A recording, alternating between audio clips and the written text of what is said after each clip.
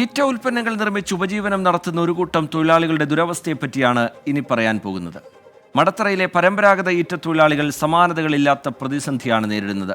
അസംസ്കൃത വസ്തുവായ ഈറ്റ കിട്ടാനില്ലാത്തതും നിർമ്മിക്കുന്ന ഉൽപ്പന്നങ്ങൾക്ക് മതിയായ വില കിട്ടാത്തതും ഇവരെ പട്ടിണിയിലാക്കുകയാണ്. പ്രതിസന്ധിയിൽ നട്ടം തിരിയുകയാണ് തിരുവനന്തപുരം മടത്തറയിലെ ഈറ്റ നെയ്ത്ത് തൊഴിലാളികൾ.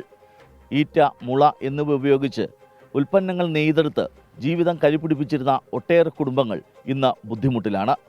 ഉൽപ്പന്ന നിർമ്മാണത്തിനാവശ്യമായ ഈറ്റ കൂടി ലഭിക്കാതായതോടെ പ്രതിസന്ധി രൂക്ഷമായി. തിരുവനന്തപുരം മടത്തറയിൽ നിന്ന് 3 കിലോമീറ്റർ പോയാൽ വനത്തോട് ചേർന്നാണ് പാറത്തോട് കോളനി. തിരുവനന്തപുരത്ത് ഈറ്റ ഉൽപ്പന്നങ്ങൾ ഉണ്ടാക്കുന്ന ഏക കേന്ദ്രമാണ് മടത്തറ. ഒരു കാലത്ത് റോഡ് പുറമ്പോക്കിൽ താമസിച്ചിരുന്ന ഈറ്റ നെയ്ത്തുകാരെ സർക്കാർ ഇവിടേക്ക് മാറ്റി പാർപ്പിച്ചു. പുറത്തുപോയി ജോലി ചെയ്യാൻ പറ്റാത്ത നിരവധി പേർ ഈറ്റ നെയ്ത്തിലുണ്ട്, കൂടുതലും സ്ത്രീകൾ. വെല്ലുവിളികൾ ഏറെയുള്ളതും പ്രതിസന്ധി നിറഞ്ഞതുമാണ് ഇവരുടെ ജീവിതം. വിവാഹ സദ്യ ഒരുക്കുന്ന സ്ഥലങ്ങളിലേക്കാണ് കൂടുതൽ ഈറ്റ ഉൽപ്പന്നങ്ങളും വിറ്റിരുന്നത്.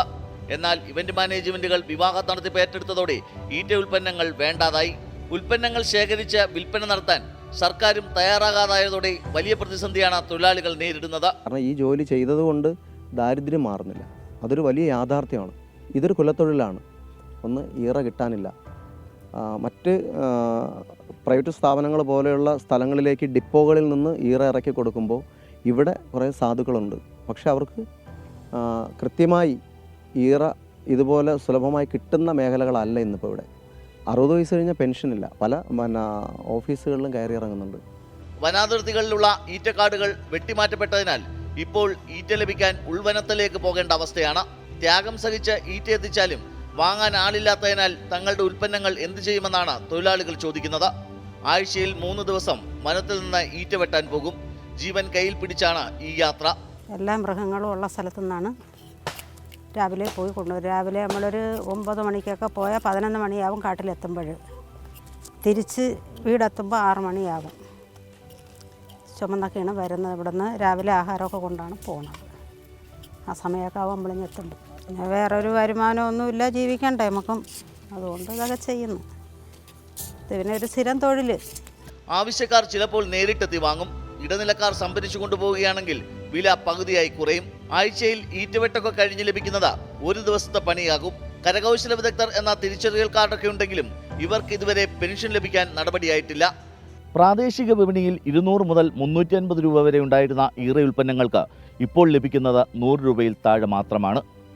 കിട്ടുന്നത് മതി എന്ന് കരുതിയാൽ പോലും ഇവ വിറ്റുപോകാത്തതിൻ്റെ പ്രതിസന്ധി വേറെയും. ഇതിനു പുറമെ പെൻഷൻ ഉൾപ്പെടെയുള്ള ആനുകൂല്യങ്ങൾ ലഭിക്കാത്തതും ഇവർക്ക് തിരിച്ചടിയാകുന്നു. വി.എ. ഗിരീഷ്, 24, തിരുവനന്തപുരം. പൊതുജനം കഴുതയല്ല സാർ. അധികൃതരാരും തങ്ങളെ തിരിഞ്ഞു നോക്കുന്നില്ല എന്നാണ് തൊഴിലാളികളുടെ പരാതി. കൈപിടിച്ചുയർത്തേണ്ടവരാരാണോ അവർ അത് ചെയ്യുന്നില്ല എന്നുള്ള വിമർശനം. പ്രതികരണങ്ങളിലേക്ക്. ഒരു ദിവസം ഇരുന്ന് ഈറ എടുത്ത് പണി ചെയ്യുമ്പോൾ ഒരു 100-150 രൂപ വരെ പണി, അല്ലെങ്കിൽ വൈകുന്നേരം വരെ ഇരുന്ന് 10-250 രൂപ പണി ചെയ്യും. അത് നമുക്ക് കടവും കാര്യങ്ങളും നമ്മളെ ചിലവും മരുന്നും എല്ലാമൊക്കെ ഇതിൽ വേണം കഴിയാൻ. എത്ര സ്ഥലത്ത് ഞങ്ങൾ ഇതുപോലെ കൊണ്ടിരുത്തി പണിയിപ്പിച്ചിട്ട് ഞങ്ങൾക്ക് പെൻഷൻ തരാം, അത് തരാം, ഇത് തരാമെന്ന് പറഞ്ഞിട്ട് ചെയ്യുന്ന ആരെങ്കിലും എന്തെങ്കിലും ഒരു 10 പൈസ ഞങ്ങൾക്ക് ഇതുവരെ ഈ വിധവകൾക്ക് തന്നിട്ടുണ്ടോ? പിന്നെ അതൊരു തൊഴിലാണെന്നും പറഞ്ഞിരുന്ന് ചെയ്യാന്നേ ഉള്ളൂ, അല്ലാതെ നമുക്ക് ഒരു നേട്ടവും ഇതിലില്ല.